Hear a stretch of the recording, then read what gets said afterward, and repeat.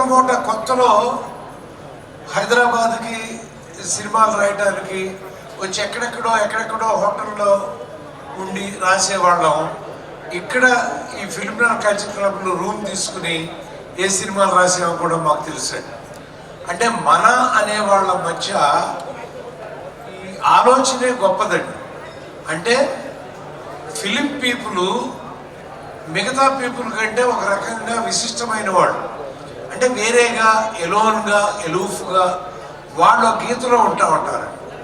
ఎందుకంటే వాళ్ళు గమిక్కిన బయటికి వెళితే ప్రజలకి తెలియని ఆకర్షణ ఉంటుంది. మీకు తెలుసు, రామారావు వస్తే ఎందుకని లక్షల మంది వచ్చేవారు. అది రాజకీయ నాయకుడిగా కంటే నందమూరి తారక రామారావు గారి నటుడిగా, అక్కినేని నాగేశ్వరరావుని కూడా ఎన్నోసార్లు మీరు ఈ వేదిక మీద చూసి ఉంటారు పెద్దలు.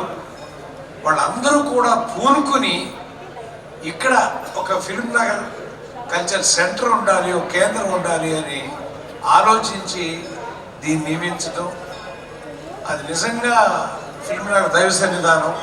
ఆ పక్కన మీరందరూ కలిసి అక్కడ 18 గుళ్ళు కట్టడం, ఇవన్నీ చూస్తే సినిమా వాళ్ళ కోసం ప్రత్యేకించి ఆలోచించినటువంటి ఎంతమంది పెద్దలు చెప్పారు. ఆ పేర్లన్నీ చెప్పారు. రాజేంద్ర ప్రసాద్ గారి కాడి నుంచి, రామానాయుడు గారి కాడి నుంచి, డివిఎస్ రాజు గారి కాడి నుంచి మేము చూసామండి. వాళ్ళందరూ వాళ్ళ యొక్క ఆశీస్సులు పొందిన వాళ్ళని.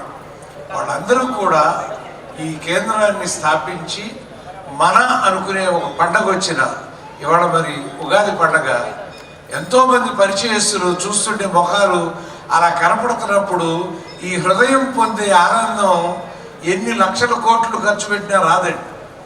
మానసిక ఆనందాన్ని మించిన ఆనందం మరొకటి లేదు.